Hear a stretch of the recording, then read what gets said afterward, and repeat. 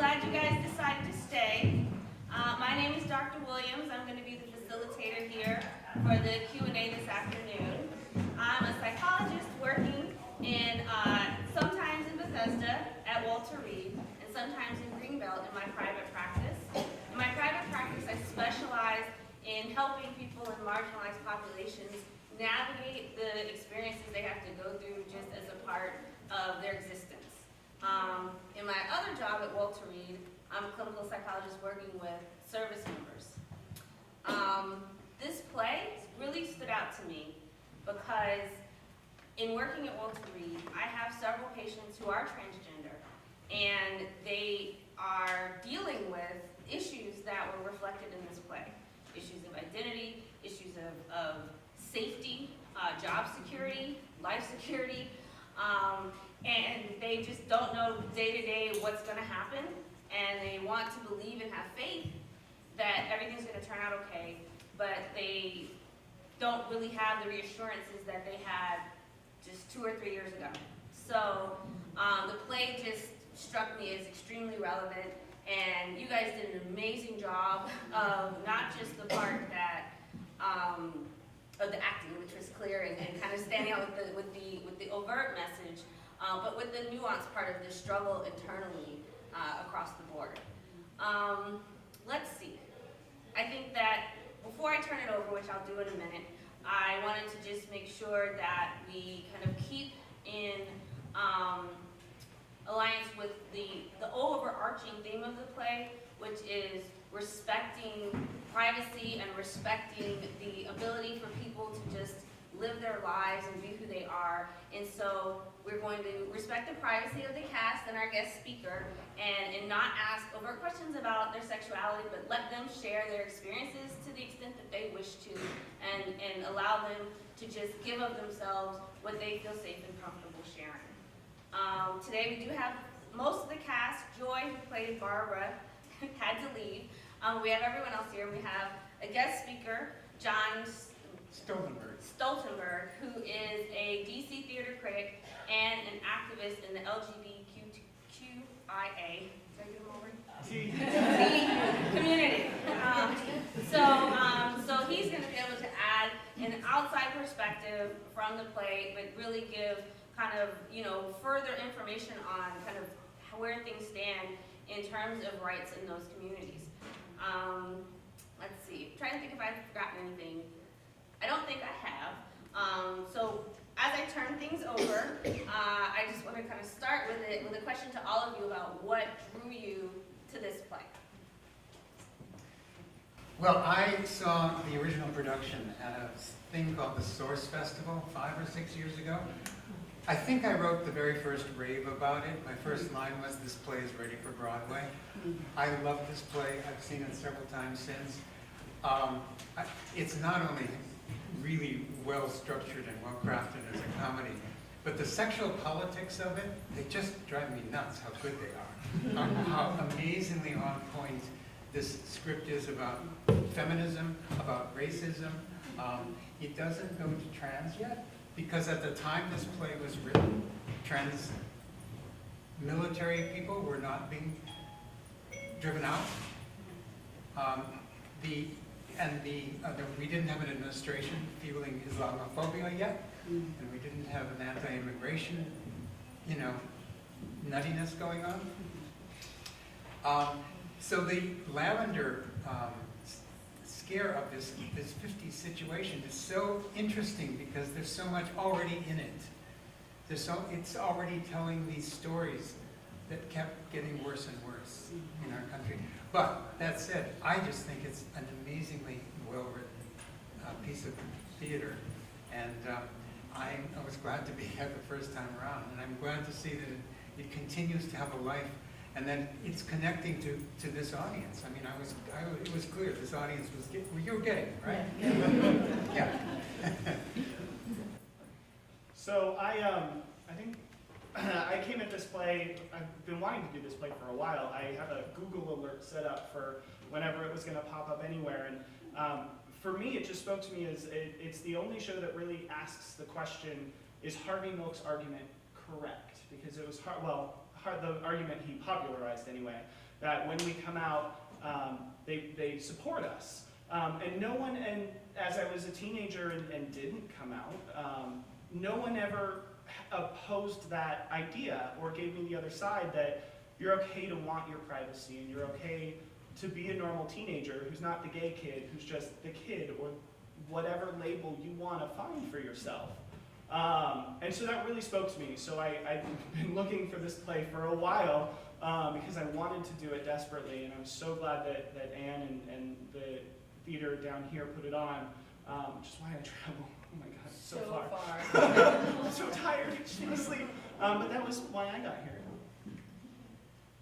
I just felt that it was so relevant today, and I loved the characters. When I read it, I thought they were just beautifully written, and the idea of being able to bring one of them to life and have people experience this show that I just think is brilliant and so meaningful. How could I not? For me, I am a big believer that theater and comedy is one of the best ways to educate people on really difficult topics. And you know, you kind of sugarcoat it, and then you get the kicker at the end. And I think this play is perfect representation of that. And so when I read the script, it blew me away. And I identify as a bisexual woman. And one of the things that I loved is just how real these relationships were, and how like conflicted and strong and true the love was with all the things that were going on. So to be a part of this, it gives me joy every single day. So Ann has worked with GAC, the theater, several times, and she usually picks really fantastic scripts, usually farces. So when I first read through the script, I said, well, you know, this is really not a very funny farce. And then on the second reading, I realized, like, this is not a farce at all. No, I showed up for auditions, and I fully anticipated being sort of like the stodgy government worker that I am, that I would be Bob. But John was there, so I was like, well, maybe I have a shot at Jimmy. And that worked out okay, but it's a rich and wonderful character, and we've had lots of fun with it, so yeah. Did he just call me stodgy? Pass? I came into this actually kind of cold. I worked with Ann on one other play here, and I was in on the email that the auditions were coming out. So it had a brief description of the characters, no mention really of their orientation or just basically who they were. And I saw myself, as I do work at NASA, as a government stodgy guy. So I figured that probably being one of the older people in the cast, I would get that older part depending upon who else was there. And once I got cast and read through the script, realized that my character was the pebble that causes the ripples in the pond. You know, I only come on twice, but each time I come on, that pebble causes ripples, which then cause more ripples. And then as that starts to calm down and there's a solution, I come back in with another ripple. So I thought that was challenging to kind of look at the character and see what part of the character is he really a bad guy? Is he really a nasty guy? And look at it from that side of it as well as the era that he's playing. Well, besides having some of the best comedic lines in the play, Kitty is the voice of how the 50s were.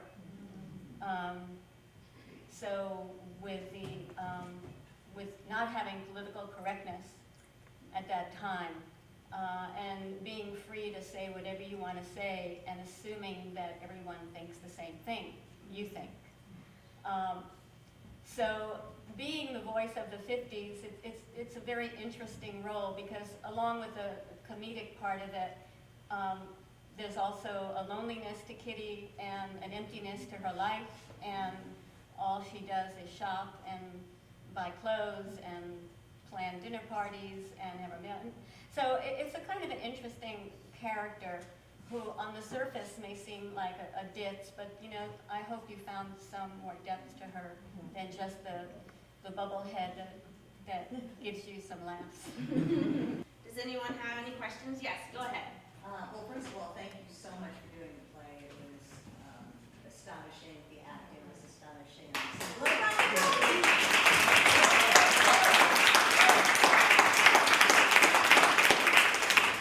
criticism is that it needs to be promoted more. And if I can help with that. My question to John, though, is, you know, someone who's writing so informed and influenced my life, Andrea Williams, I would love for you to say a few words in her honor, in her memory, and your heart connection with you. Did you get the question?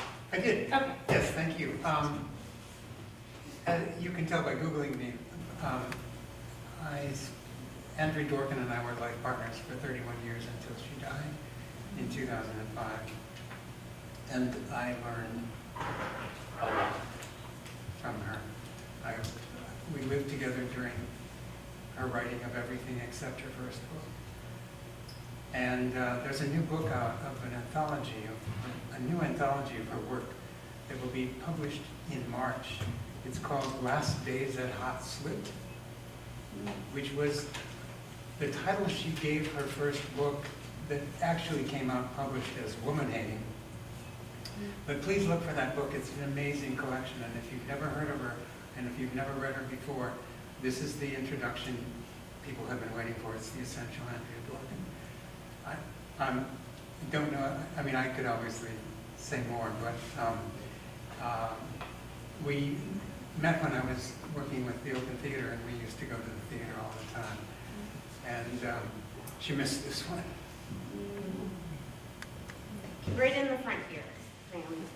Hi.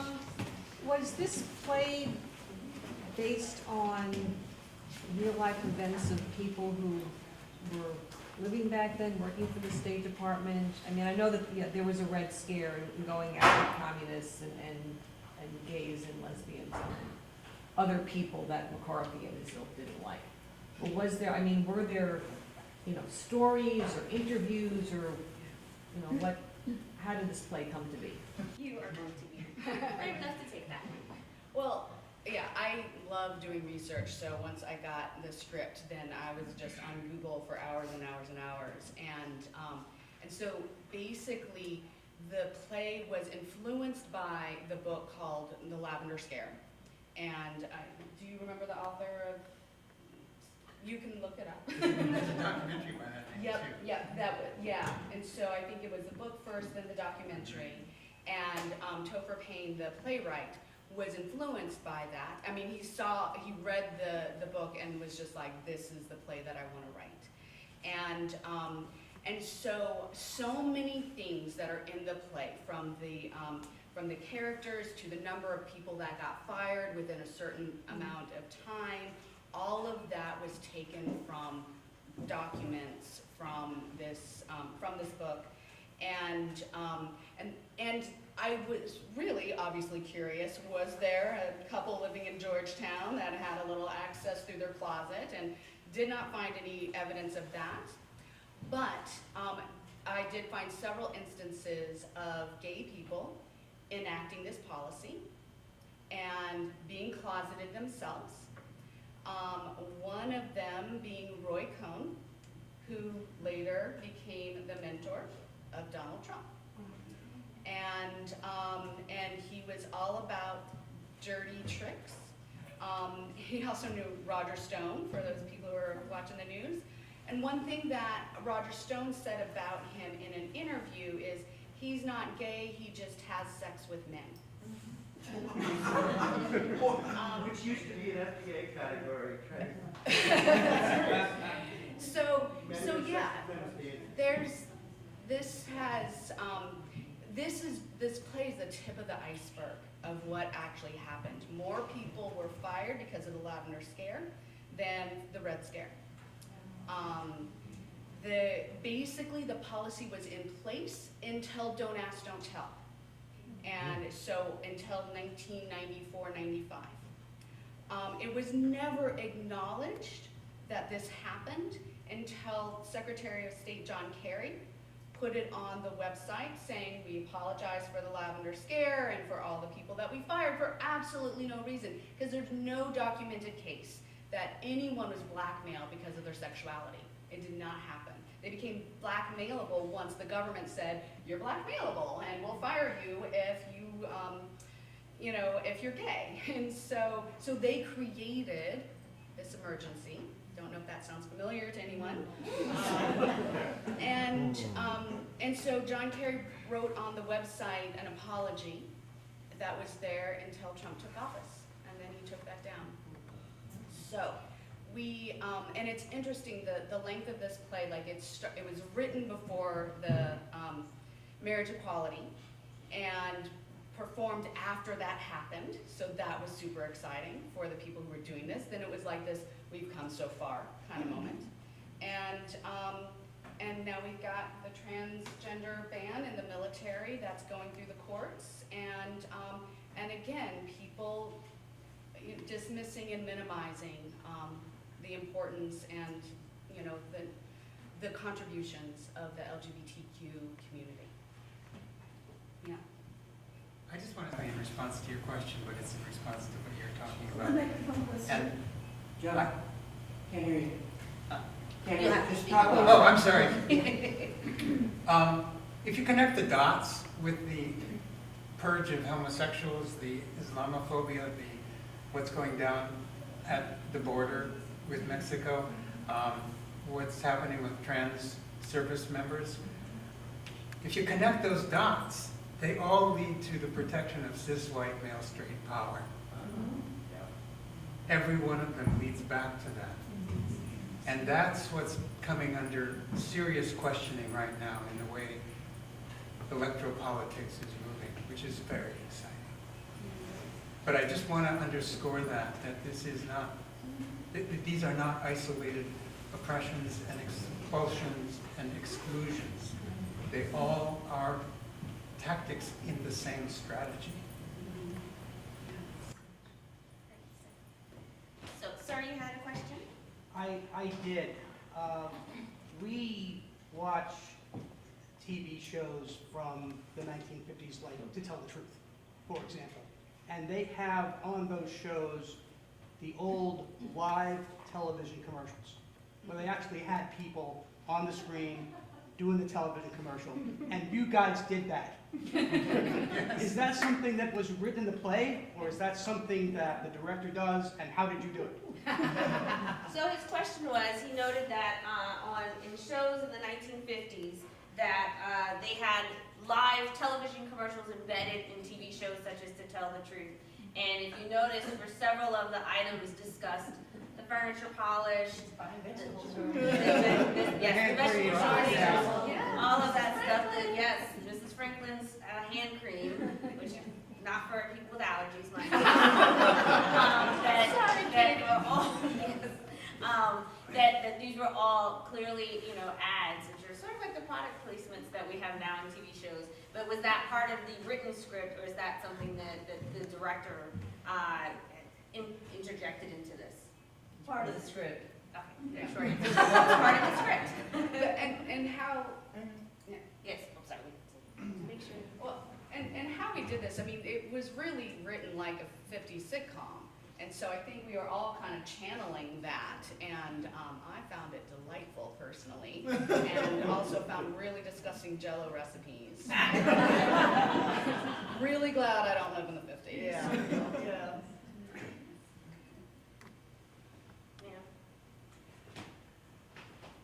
I love this play. This is the second time I've seen it. I flew out from Seattle just to see my daughter in the play.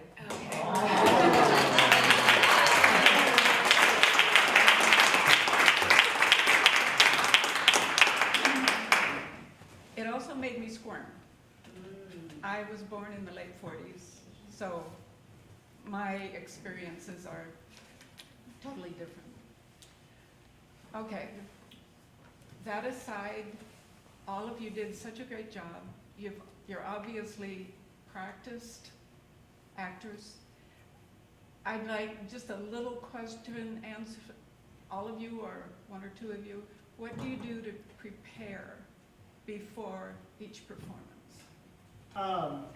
So I have to admit my secret that I think this is the role I've had to prepare the least for, because I lived Bob's life for 25 years of my life, and I tried to come out the first time when I was a teenager, and it did not go well with my father, and so I went back in the closet and stayed there until I was an adult.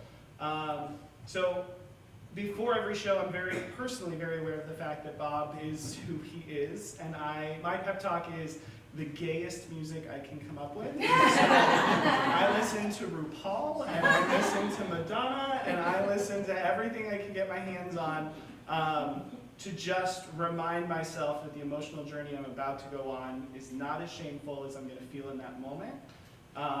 And that when I get through to the other side, I can see that walk with RuPaul. My answer is very tactical, so while I am technically a practiced actor, I don't have a long history of acting. So I have a recording of everyone else's parts that I have a scene in, so I hear myself voicing everyone else on stage, and I have to re-record it several times throughout the run, because at first I can't falsetto the ladies' voices properly, so I have to distinguish them. But I run that twice on show days, and then all of the principals usually have a small dance party, which does include a lot of disco. So we sort of do that to get into the role. It's a bonding. Everybody done it? My part is relatively easy. I don't have to worry about the emotional depth that the rest of my cast has to go through, from the laughs and the smiles to the tears. So mine is much simpler. At my age, I really have to make sure that my lines are refreshed. So on the drive over from Odenton, I go through all of my lines, and then before I come in, when I'm standing right behind the door, I go through the beginning of the scene and listen for my cue lines so that I know. And once the scene starts, it seems like they come automatically. So it's just a matter of trying to do that. And then once you know where the lines are going, the emotional response comes with those. You know, when I get angry because he finally keeps questioning me over and over, I think it's an almost automatic of being in the character. I also have all of my cues on tape that I listen to in the car on the drive over here. I have 4 scenes in the show. I listen to all 4 scenes with the cues. So I'm always refreshed line-wise. As far as the character, I stay backstage and think of Biddy Boop or Judy Holliday or whatever kind of, fun, bubbly type of 50s or whatever cartoon character I can think of. And then, sometimes you can't prepare for your reactions because acting is reacting. And every night you can get a different feed from your, partner here. So your reaction could be just a little bit slight every night because of what they're giving you and what you have to give back to them. I feel like I should answer my mother's question. So, kind of similarly, like we do have a dance party, and that's really helpful. And I think that for me, I do spend some time, because my role really goes through the really huge changes on stage, and from the ditzy housewife to the to the earthy lesbian, as I've been called, and so I try to kind of switch back and forth with that pretty quickly, so that it feels like second nature. And don't always do it well on stage, but I give it my best shot. The question is sort of directed at Bob's character, but he's welcome to field the question. At the end, it felt like Bob was being portrayed a little bit like a controlling ogre. How did you get that impression? Shocking. But I wanted to get your take on, especially Bob's character, how you felt about him, what you really felt he was like, because I thought ogre was pretty cool. So is Bob an ogre? Here. No!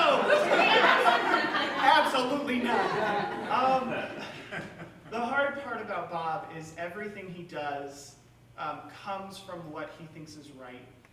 And Bob is a 40-year-old man living in 1950 who has lived a certain way his entire life and went overseas to war and served. And I mean, I think one of the defining moments of his life is war.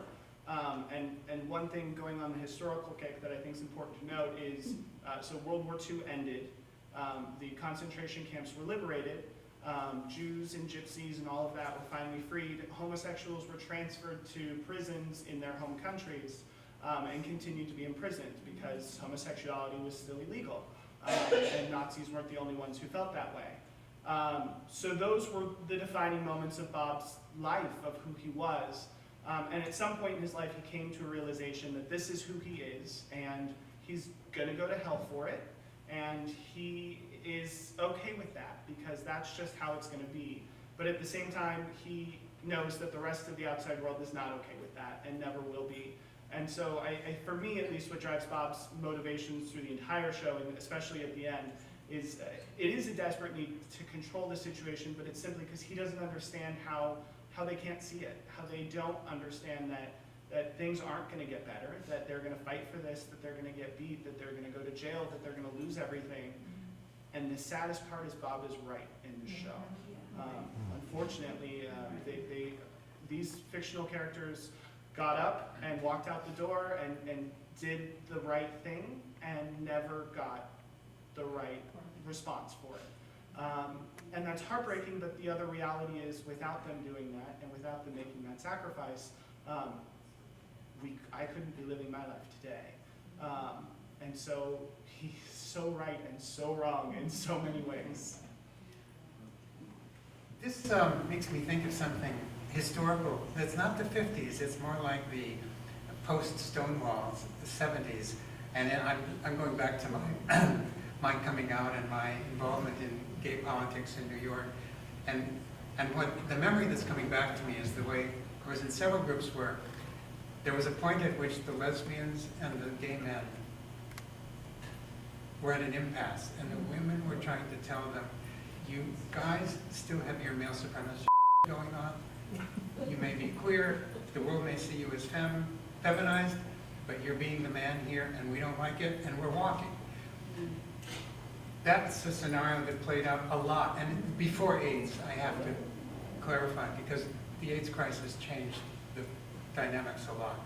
But what's vivid to me is that sense of, in the play, that Topher Payne is absolutely, he's spot on about that. He gets that there's a certain point at which the women have to call the men on their I was on the New York subway at home, going from home to work, and I saw a couple who was holding hands get yelled at by a man. And it's 2019 in New York City, and every single person on that subway stood up. And that person was literally kicked off the train by an angry mob and didn't think it where they're going. Which is wonderful. You guys did a wonderful job. It was just so deep, so profound, so timely. Thank you so much for that. Thank you guys for staying and joining us in this conversation. Recognize that we need to continue these conversations about all of these things and to continue supporting the arts, come out next weekend. There's not much to do this time of year anyway. Come on out. Bring your friends, tell everybody. We're having, yes, exactly. And just take care of yourselves and take